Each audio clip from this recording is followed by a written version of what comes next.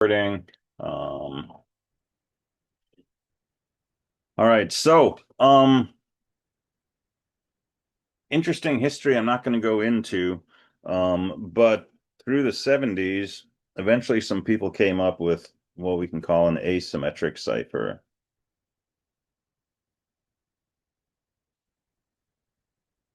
And the idea of an asymmetric cipher is you have plain text, run this through an encryptor,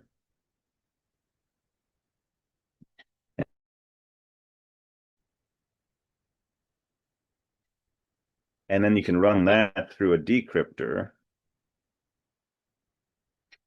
and you get out plain text.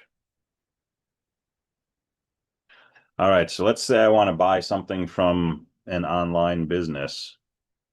The business tells me how to encrypt my information. So I have some password. I'll call it password one.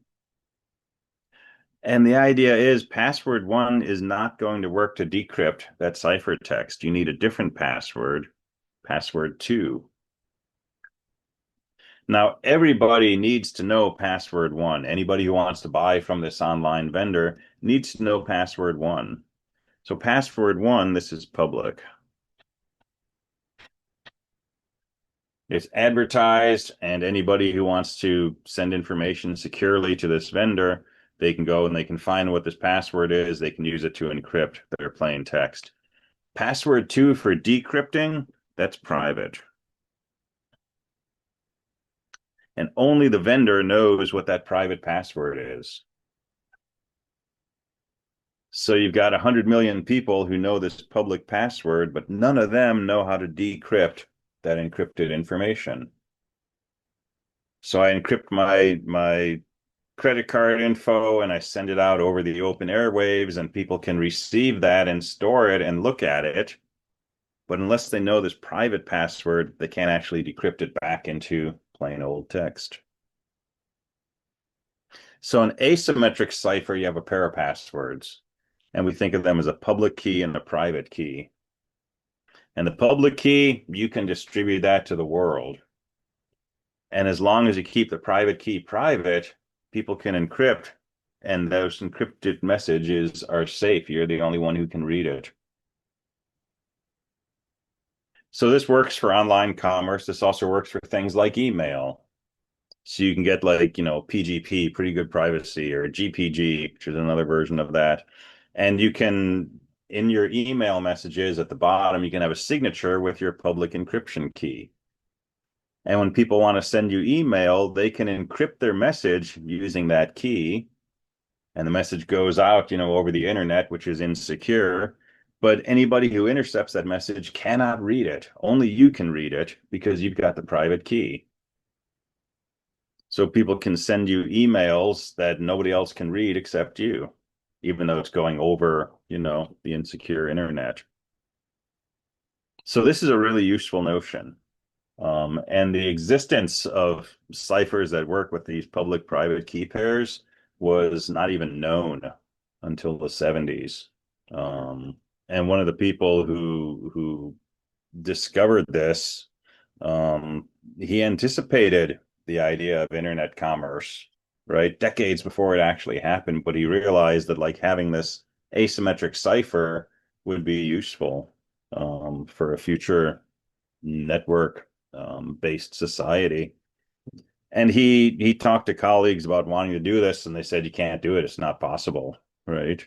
And the problem was every cipher that we had thought of, if you knew this, you could figure out that, right? If you shift by three, you just shift by -3.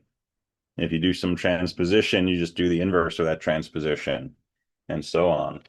Um, But no, that's the whole key to it, is that by looking at password one, you cannot figure out what password two is, even though it's related to password one, right? It's designed to do exactly the reverse of what password one does, but it's done in such a way that knowing password one, you can't figure out what password two is. And that's kind of the magic of these asymmetric or sometimes called public key ciphers.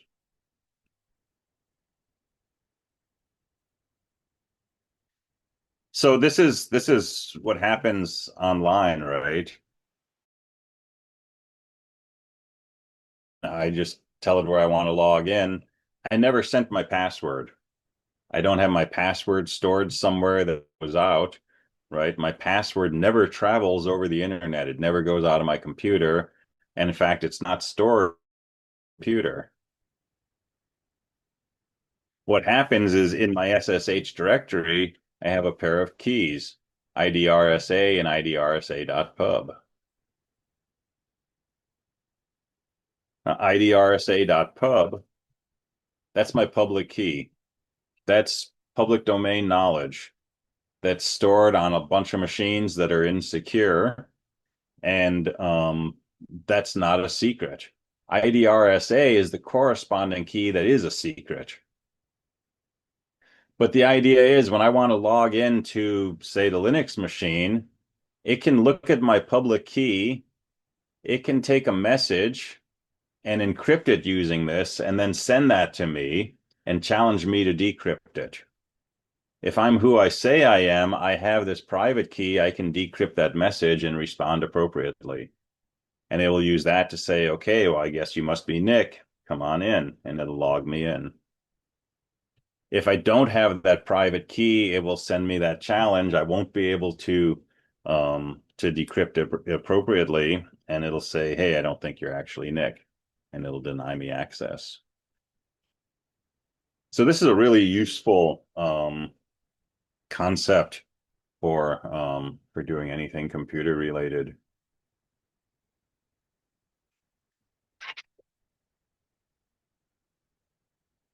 And I'll show you the basic idea of it. I'm not going to get into a lot of the details. If you're interested, let me know, and I can point you to some videos on it. But the basic concept is you have a message you want to encrypt.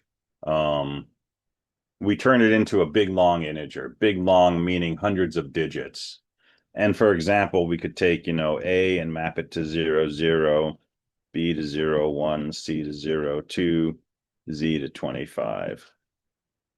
And if I want to send a message like, ABC, I can change it into an integer 000102.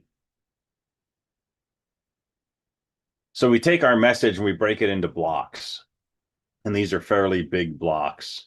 And we translate each letter into an integer and we just string those together side by side. So we get a really, really big number. And we call that number M. So M equals plain text message.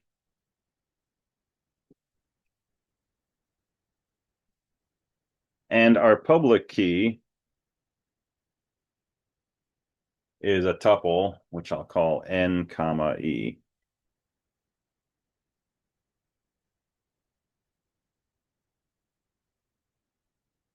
And so to encrypt,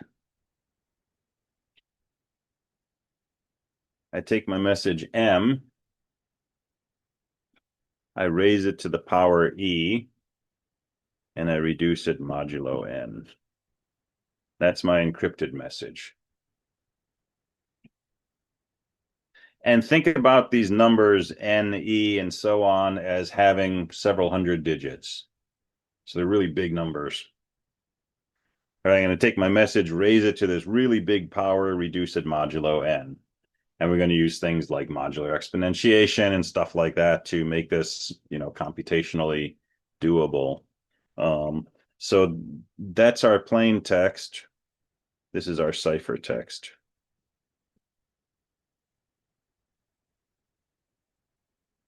All right, to decrypt,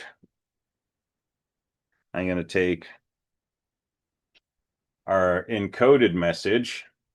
I'm going to raise it to a power D and calculate that modulo N. That's going to give me back my plain text.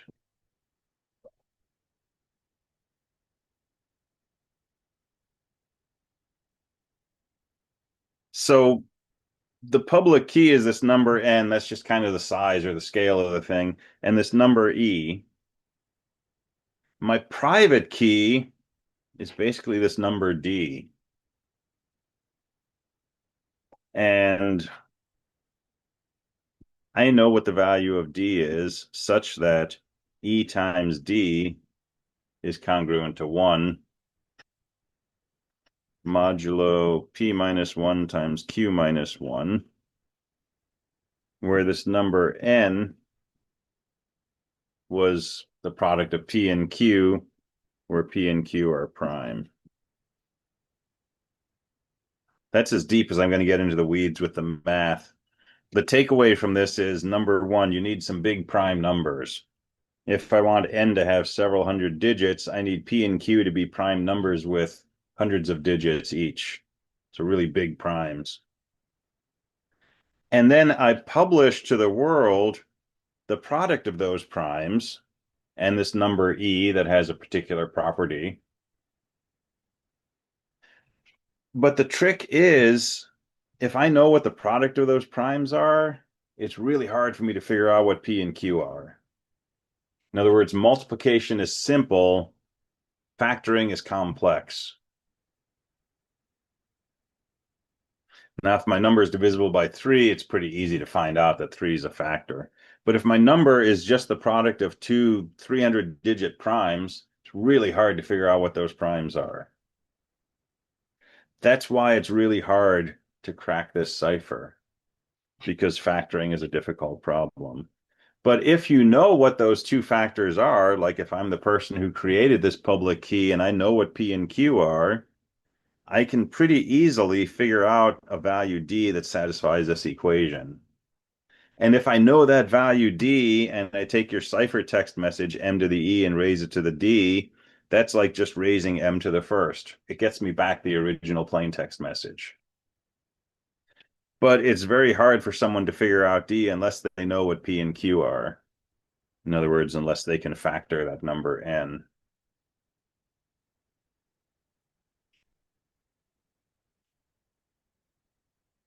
So what's your takeaway from this business of encryption and ciphers? Most ciphers traditionally are symmetric, use the same password to encrypt and decrypt. An asymmetric or public key cipher use two different passwords, one to encrypt, one to decrypt, and you can't get this password from that password, right? Knowing one doesn't give you the other. So this is also public key cipher. And so that's the basis of the security of the web, of our, being able to push things to GitLab without typing in a password every time, of being able to do commerce online. It's all based on basically the fact that you can't factor numbers easily. Now you're going to factor them for homework one, but probably not numbers with hundreds of digits in them. If you found a way to do that factoring, that changes the world, right? Suddenly our ways of doing secure transactions online become insecure, and that's a huge problem. And this is why the government spends so much money hiring mathematicians and paying mathematicians and funding research at universities in certain areas of mathematics. This is why people are so excited about quantum computing. One of the reasons, because quantum computing theoretically lets you factor numbers very quickly because you can try multiple factors in parallel. But so far, this is pretty secure. We'll see what happens. All right. Any other questions on any of that?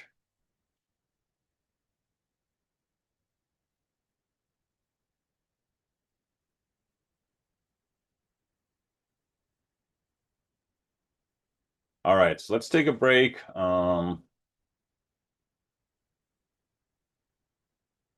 And we'll come back and we will start talking about mathematical induction. So come back in about 5 minutes.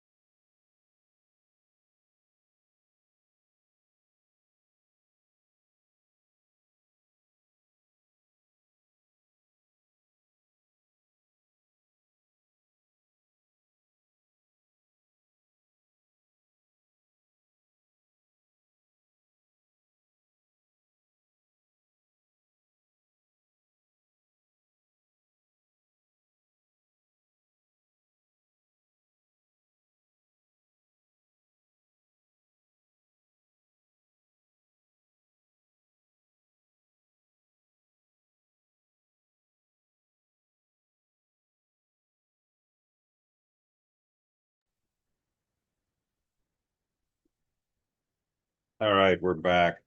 Uh, Someone posted in chat. I just want to know how someone gets the idea of doing something everyone thinks is impossible. Not knowing it's impossible definitely helps. Um, and understanding that lots of people say things are impossible that really aren't, right? Human flight was considered impossible for a long time because of the masses involved, right? Humans are heavier than air, so how can you do this? How can you build an engine that's going to weigh so much? Um, I think the idea of it building a ship out of iron instead of wood was considered impossible because iron is so dense. So how can you make something that floats out of iron? Um, so yeah, I mean, healthy dose of skepticism is good. Um, and if it's, going against so-called scientific fact, um, don't be afraid to dig into that. I wouldn't just blindly ignore what logic or science is saying, but it's always okay to, dig into the basis of things. And a lot of times, the basis may not be as solid as people think. Um, we've talked about this before in other classes. Science doesn't actually prove anything. Science lets you get supportive evidence, right? Every time we drop this thing, it falls to the ground. And we have this theory of gravitation, and based on that, that's going to keep happening. But there may be a time you drop something and it doesn't fall to the ground, like a helium balloon. You have to modify your understanding. So yeah, don't be afraid to question. All right, so we are ready to move on um, to the topic of induction. Um, and induction is kind of the cornerstone of this course, and it ties into recursion, which is the cornerstone of what we do in CSE 222. So this is gonna tie in nicely with programming. Wednesday, Thursday, we start talking about recursion in 222, and that's what induction is really is a form of recursion. Um, Let me start with a common example, an everyday world example of induction, and then we'll make it um, rigorous and mathematical. Um, so let me start with an example. Suppose you have a ladder and it's got rungs. I know it looks like my arrays. You've got a ladder and it's got rungs that you can climb on. So you put your foot here and you put a hand up here, and then you lift your other foot and step here, and then you lift your first foot and step here, and you can keep climbing up the ladder, right? Okay. So question, given a ladder with 20 rungs, can you reach the top?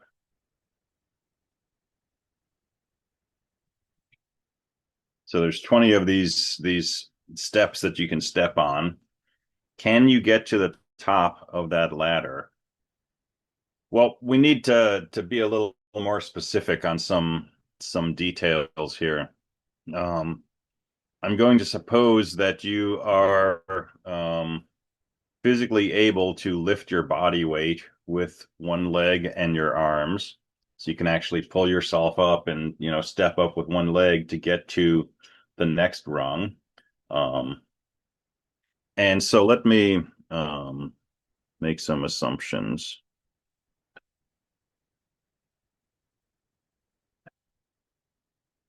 If you are standing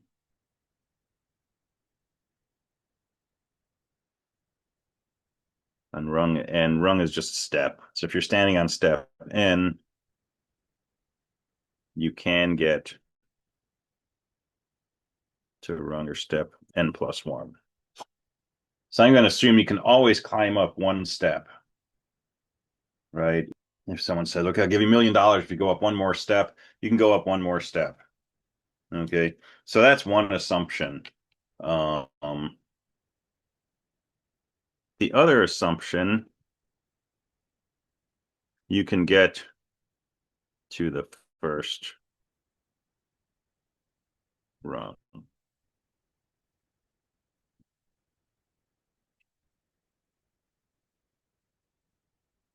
So we'll number these from the bottom up. So this is rung 1. And my first assumption is whatever rung you're on, you can always get up one rung higher. My second assumption is there's a way to get to that first rung.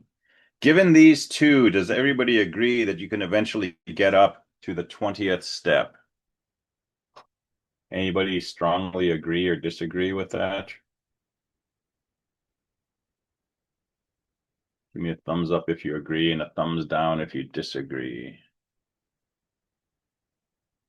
Got some ladder climbers, awesome.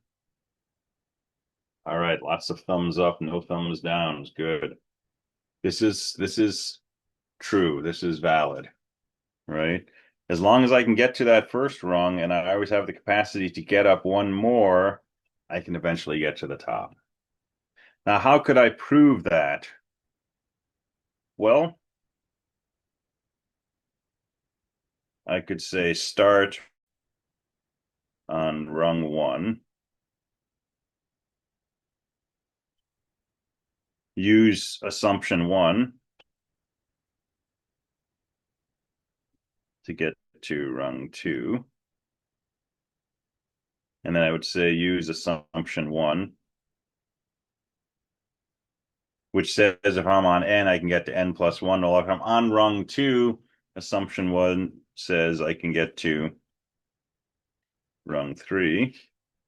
And then I can do this again to get to rung 4. And I can keep doing that until I get to rung 20.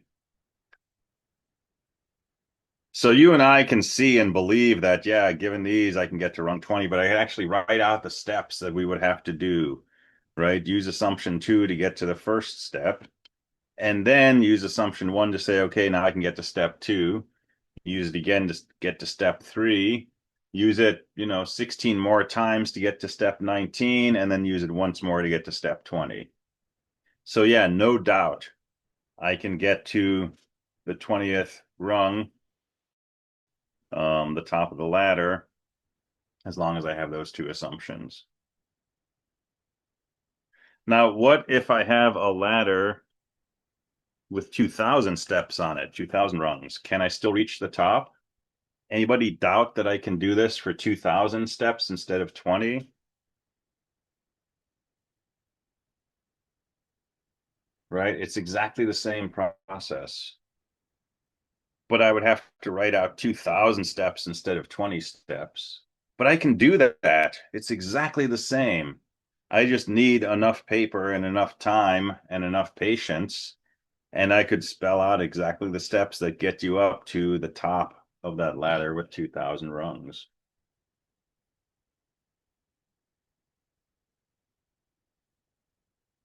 What about 2 million or 2 billion or 2 trillion? Does everybody agree that under these assumptions, right, I can reach the top of a ladder with 2 trillion steps? I can write down an algorithm that will get me there. We're assuming that I'm not running out of food or oxygen or things like that, right? I can do it, but proving it, writing out the set of steps that it would take to get there would be, you know, take a little while. And it would be more than a few years, definitely.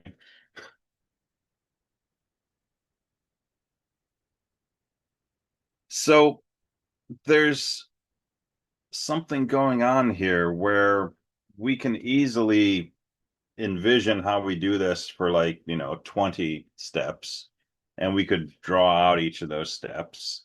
And we can see that we can extend that. There's nothing magic about 20. I could extend it to 50, 100, 1,000, 2,000, 2,000,000, 2 trillion, right? And changing this number doesn't change the fact that I could still come up with an algorithm. But unless I actually write out all of these steps, do I have a proof? If someone says, prove to me you can get to the top of a 2 trillion rung ladder, I would have to kind of like, write out 2 trillion steps. But it feels like we should be able to chain it somehow, right? We should be able to say, et cetera, et cetera, et cetera, right? And know what that means. But that's imprecise. So mathematical induction is a way to make that precise. It's a way to let us say, et cetera, et cetera, et cetera, but not get caught up in hand waving trickery that lets us prove things that aren't true. So there's a very precise version of this that we call mathematical induction.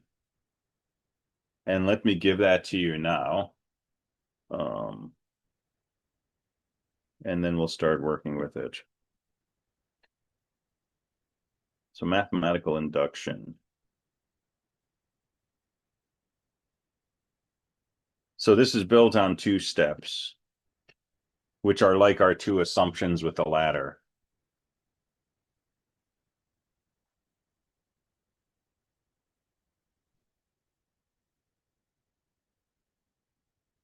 And let me do a sidetrack first before I write this formally.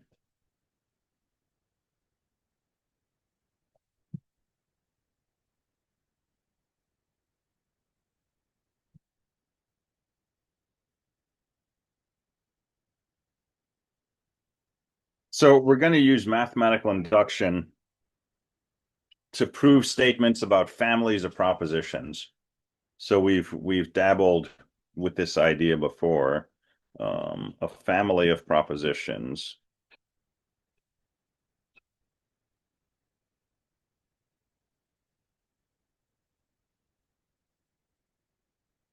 And I'm just going to call this like P of n, where n is an integer, and let's say n is bigger than or equal to 1,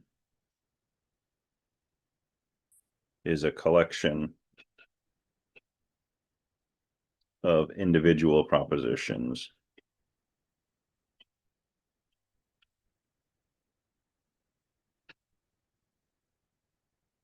In this case, P1, P2, P3, etc. So it's almost like an array of propositions, but it's an infinite array in the cases we're interested in. So imagine this infinite collection of propositions, which we call P of 1, P of 2, P of 3, but there's an unlimited number of them. Any integer bigger than or equal to 1, there's a proposition corresponding to that. So there's a P of 500, there's a P of 2,000, there's a P of 2 trillion, right? And there's still an infinite number of propositions beyond that. So we're looking at questions related to a family of propositions. For example,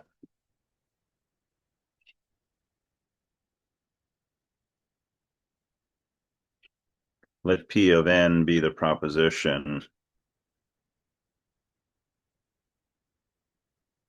You can climb to the top of a ladder with n rungs.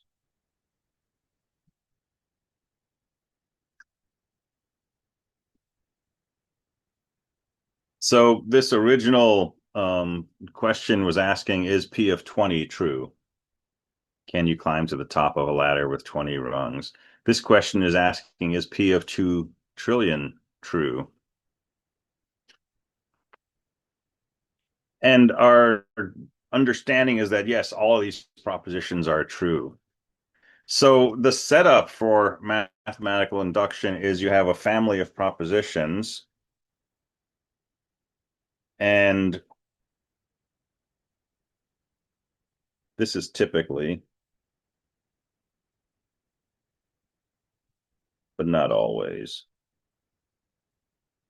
It could be for all n bigger than or equal to 0, or all n bigger than or equal to 5, or it could be for all even integers bigger than or equal to 2, right?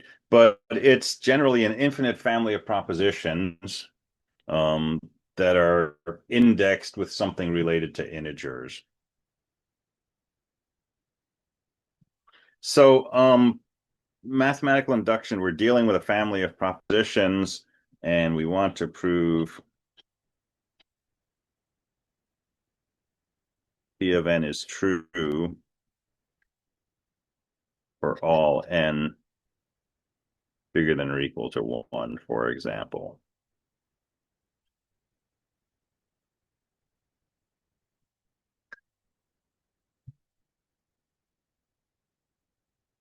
All right, so mathematical induction, 2 steps to prove P of n for all n, let's just say bigger than or equal to 1. And we're working over integers here.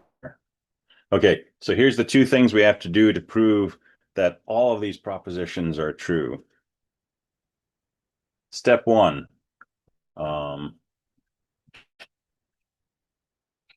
prove P of 1. In other words, prove that we can get to the first rung. Prove that one of the elements in our family of propositions, our first proposition, if you will, P of 1, prove that that's true. And then prove that if P of n is true, so is P of n plus 1.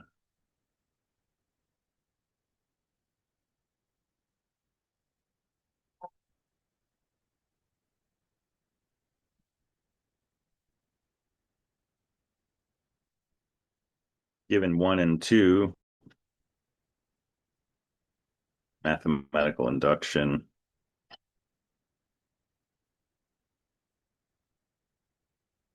tells us that P of n is true for all n bigger than or equal to 1.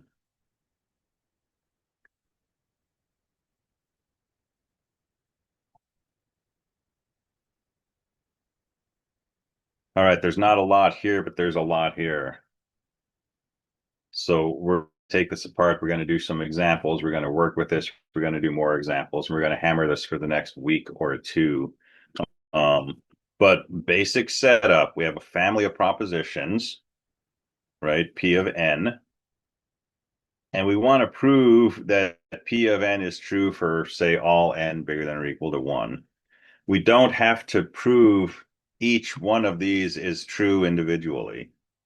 That would take an infinite amount of time because the number of n bigger than or equal to 1 is infinite. Mathematical induction says we don't have to prove each of these individually. We only have to prove 2 things. We have to prove P of 1, and then we have to prove P of n implies P of n plus 1. If we can prove both of these, we can wave a magic wand called mathematical induction and say, therefore, by magical wand mathematical induction, P of n is true for all n.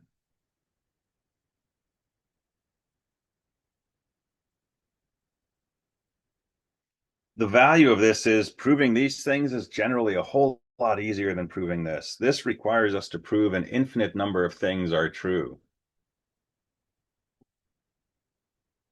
Yeah, this is very similar to the infinite number of primes, right? This requires us to prove an infinite number of individual propositions.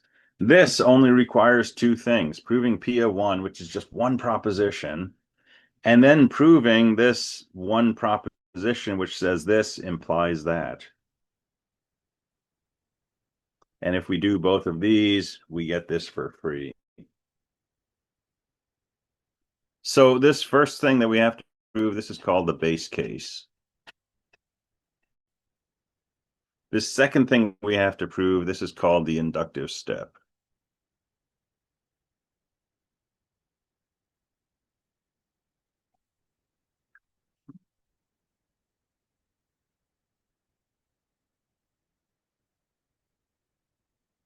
Okay, so first question, how does proving these things prove P of 2 trillion?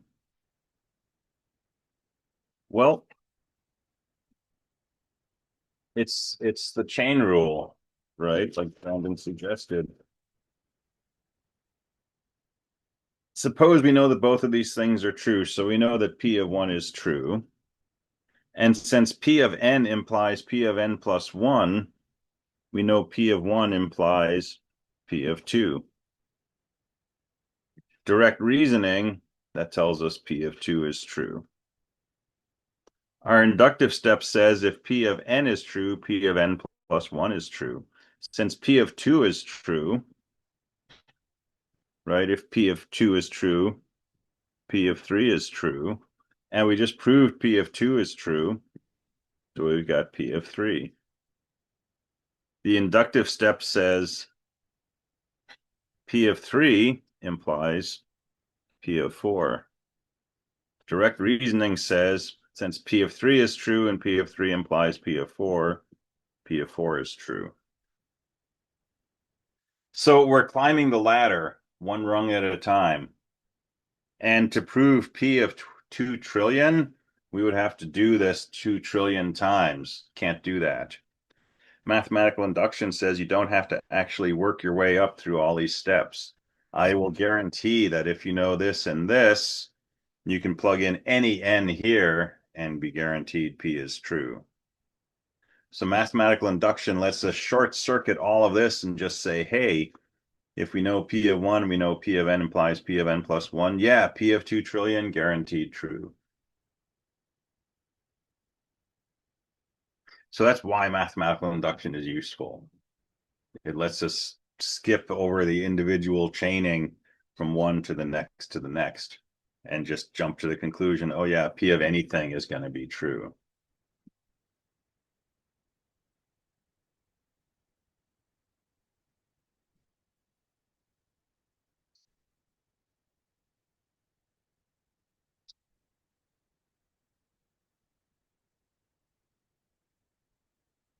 All right, so I'm going to keep this around because we're going to refer back to this a lot. Questions so far? Other questions so far?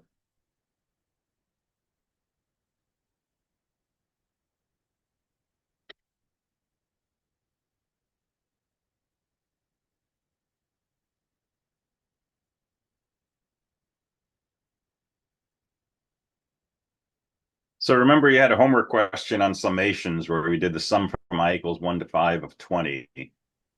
And the answer was 100, 20 plus 20 plus 20, 5 times. So let me do a simpler version of that, which is the sum from I equals 1 to n of 1 is equal to n. In other words, if I add 1 to itself 15 times, I should get 15. If I add 1 to itself 15,000 times, I should get 15,000. And certainly we can prove this for any given value of n. If I claim the sum from 1 to 7 of 1 is equal to 7, well, I can just take the sum from 1 to 7 of 1, write that out, 1 plus 1 plus 1, 7 times, go to my calculator, add them up, and see that I get 7. But I'm going to claim that this is true for all n bigger than or equal to 1. And so the sum from 1 to 2 trillion of 1 should be equal to 2 trillion. Now, just verifying that one example would be a lot of work because I'd need to hit the plus button, 2 trillion times on my calculator. And I think that exceeds the lifespan of those switches. But I could do it theoretically. And then you come back and say, well, what about 5 trillion? And then I'd, have to do it again. So let's prove this using mathematical induction. So First thing I'm going to do is define a family of propositions. So I'm going to say let P of n be the proposition sum from I equals 1 to n of 1 is equal to n.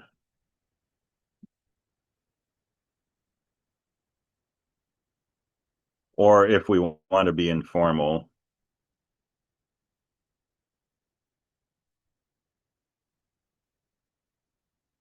we don't really want to use ... in our formal proofs, but to think about what this means, this probably registers more directly in our brains than this, right? I'm just taking 1 and adding it to itself n times. I should get n. But the more formal way would be to use a summation. All right, so P of n is the proposition that this is always true. We want to prove P of n for all n bigger than or equal to 1. N's an integer, everything is going to be an integer. All right, if I want to do this using mathematical induction, I have to prove two things. P of 1, the base case, and P of n implies P of n plus 1, the inductive step. All right, so let me do the proof. So part 1 of the proof is the base case.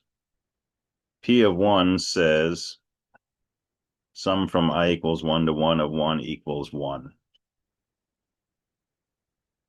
Right? If I set n equal to 1, sum from I equals 1 to 1 of 1 should equal 1. Well, if I just take 1 and I don't add anything else to it, I get 1, right?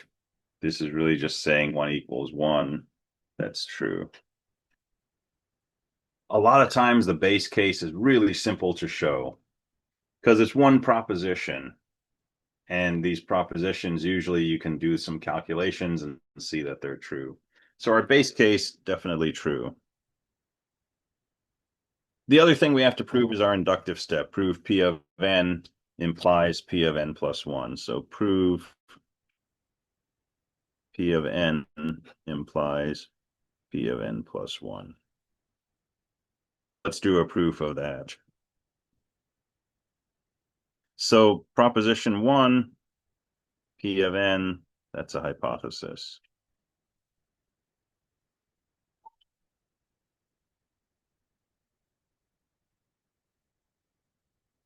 All right, we're trying to prove if hypothesis, then conclusion. So our first step is going to be to assume the hypothesis.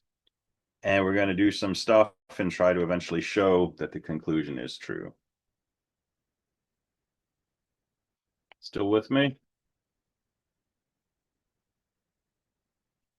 All right, what does P of n say? I can just read that from here. It says the sum from I equals 1 to n of 1 is equal to n.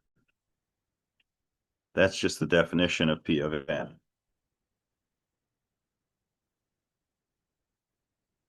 All right, step 3, I'm going to look at the sum from I equals 1 to n plus 1 of 1. And I know from summations, this is the sum from I equals 1 to n plus the sum from I equals n plus 1 to n plus 1. Right? That's really sloppy. I can break summations into pieces. I could do the sum from 1 to 5 and then from 6 to n plus 1, right? So I'm going to do the sum from 1 to n and then the sum from n plus 1 to n plus 1. Well, the sum from 1 to n of I already stated in proposition 2 that's equal to n. And the sum from n plus 1 to n plus 1, that's just 1. And so my slightly sus reasoning here will be algebra, proposition 2, and properties of summation. But without too much fancy hand waving, I've proven the sum from 1 to n plus 1 of 1 is equal to n plus 1. And that is what P of n plus 1 says. So here again, like when we first did propositions, think of this n as a box. P of box says the sum from I equals 1 to box equals box. If I plug in n plus 1 in there, P of n plus 1 says the sum from I equals 1 to n plus 1 equals n plus 1. That's what I've just proven over here. Sum from I equals 1 to n plus 1 equals n plus 1. So I've proven P of n plus 1. Therefore, P of n implies P of n plus 1. Right? I started with P of n. I proved P of n plus 1.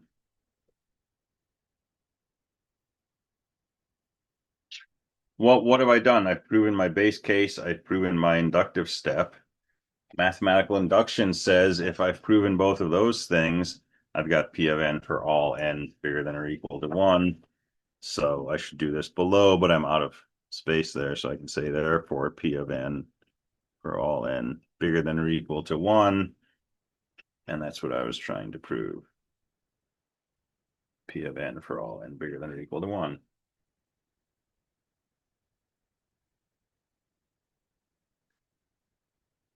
All right, so that's in some ways a silly example because we know if we add 1 to itself n times, we get n. There's really not a lot of math in here. This is all kind of the mechanics of mathematical induction.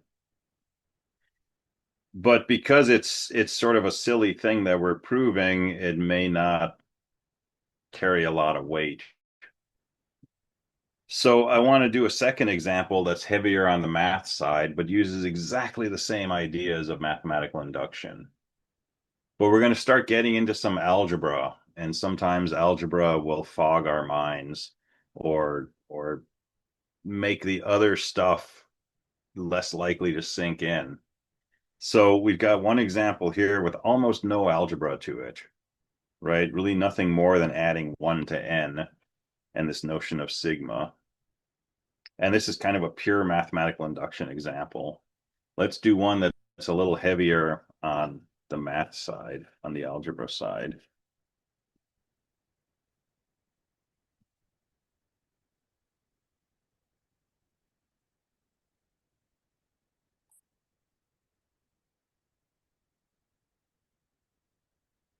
And I'm going to do dot dot here because I'm going to stay away from the sigma notation because I don't want to with the math part. Let's prove that if you add up the first n integers, you get the following. You get n times n plus 1 divided by 2. And this is for all n bigger than or equal to 1. And we want to prove this using induction. So I'm going to make a family of propositions. Let P of n be the proposition that if we add the first n integers, we get n times n plus 1 over 2. And our goal is to prove P of n for all n bigger than or equal to 1.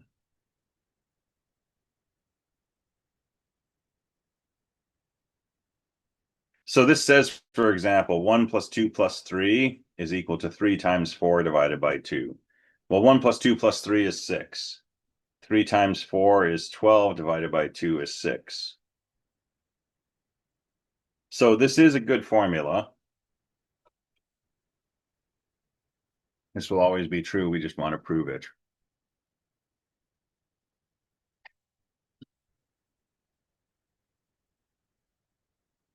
All right, step 1, prove P of 1.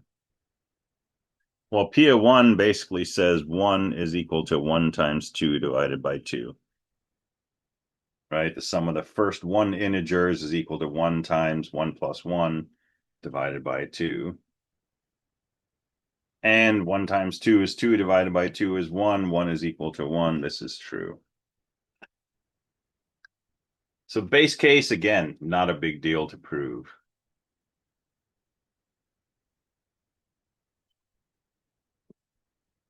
All right, step 2, prove that if this is true for n, it's true for n plus 1.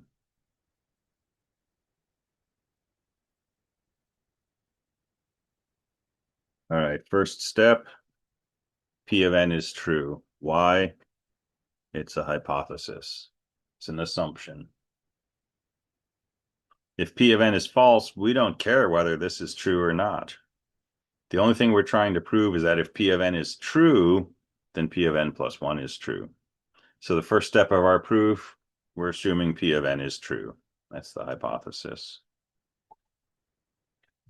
All right, step 2, I'm going to write out what P of n says. 1 plus 2 plus 3 plus n equals n times n plus 1 over 2. That's the definition of P of n.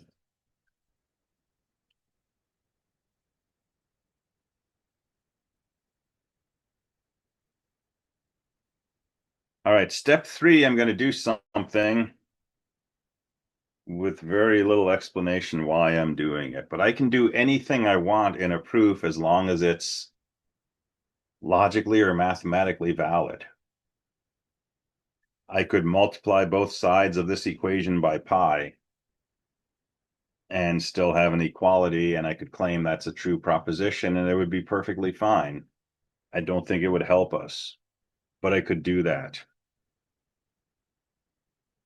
I could subtract n squared from both sides of this equation and claim that this minus n squared equals that minus n squared, and that would be perfectly fine, right? Because it follows from step 2, but I don't think that would help us. But I'm going to do something fairly random looking that is going to help us. I'm going to add something to both sides of this equation. And the question of how I knew to add this, that's what we're going to work on for the rest of this unit. But for now, let's just pretend that, I fell asleep, I had a dream, and when I woke up, I was like, hey, I'm going to add n plus 1 to both sides.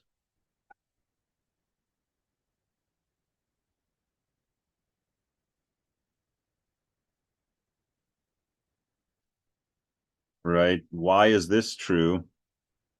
That's just algebra. Adding n plus 1 to both sides.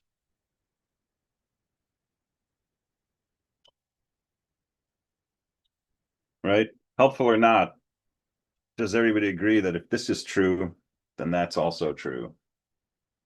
Just adding something. Mm. Yeah, it's But kind of now true. I'm going to... Okay, cool. Awesome. Thank you. All right. So now I'm going to do some fast algebra. I'm going to expand this part over here to get n squared plus n over 2 plus n plus 1. And then I'm going to put this over a common denominator and make this n squared plus n over 2 plus 2 times n plus 1 over 2. And then I'm going to combine. So I get n squared plus n plus 2 times n plus 1, all divided by 2. And then I'm going to distribute this 2 to get that.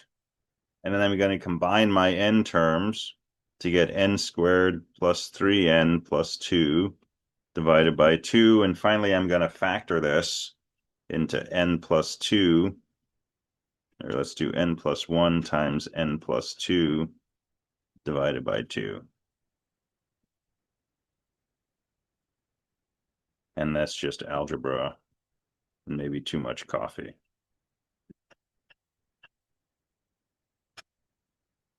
So for whatever reason, I've chosen to do these steps. This is the thing about proofs, right? If you're looking at a proof, you don't need to know why the person did what they did. You just need to be able to confirm that it's valid. And certainly, if you believe my algebra, this is equal to that, right? I've done things one step at a time fairly quickly. But this is all just algebra. So don't worry about, why did I do this yet? We'll come back to that. But at this point, what have we done? We've shown that this is equal to this. Well, our original proposition, P of n is the proposition 1 plus 2 plus n equals n times n plus 1 over 2, right? That's our original proposition.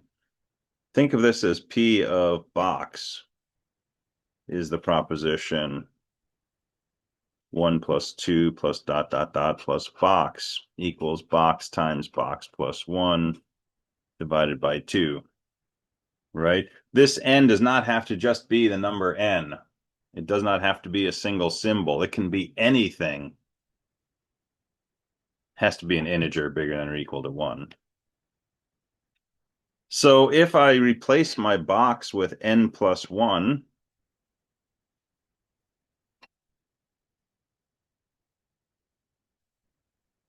what do I have? P of n plus 1 is the proposition 1 plus 2 all the way up to n plus 1 equals n plus 1 times n plus 1 plus 1 divided by 2. So this is what P of n plus 1 says. And what have I just proven? I've just proven that the sum from 1, 2, 3, all the way up to n plus 1 equals n plus 1 times n plus 2. It's the same as 1 plus 1 divided by 2. So what I've just proven is P of n plus 1. And that's the definition of P in proposition 3. And now I'm done. I just have to kind of wrap it up. I've started with P of n. I've proven P of n plus 1. Therefore, P of n implies P of n plus 1. And so I've proven the base case and the inductive step. Therefore, I've proven P of n for all n bigger than or equal to 1. And that's what I was trying to prove. So there's a complete proof that this formula always works for positive integers n.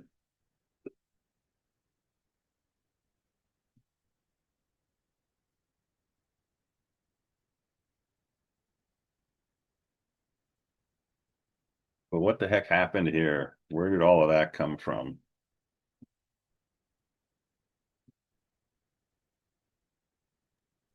So without worrying about where this came from, are you getting somewhat comfortable with this sequence of steps and the conclusion that, P of n implies P of n plus 1? If someone handed you this and said, is this valid? Would you be able to agree with them that it's a valid proof? I mean, if I'm like to look at it, if we are like adding like numbers, if I'm to like look at the first three, I'm just making an assumption here. If I'm like Mm-hmm. looking 1 plus 2 plus 3, that means if I want to get P of 3, I just need to have P of 2 plus 3. So if our equation or if our proof kind of walks me through that, that kind of makes everything make sense. And I think that's what we just did. Yeah, exactly.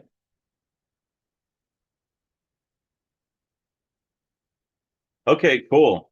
So the missing part of this, and this is, an illustration of how we use induction, but the missing part is, how did I come up with all of that stuff? Um, that's the part that makes these inductive proofs challenging, right? Um, is figuring out, oh, I'll add n plus 1 to both sides.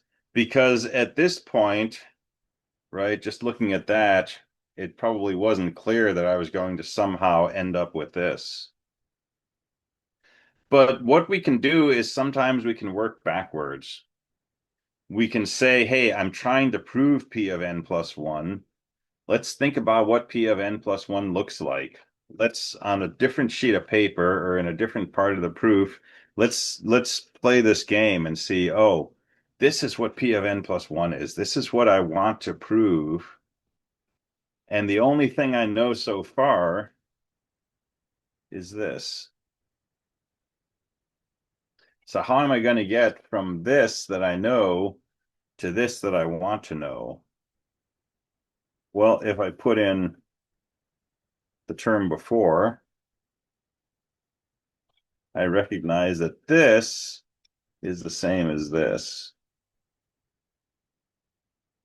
And that this kind of looks similar to this, but different numbers, n plus 1, n plus 2.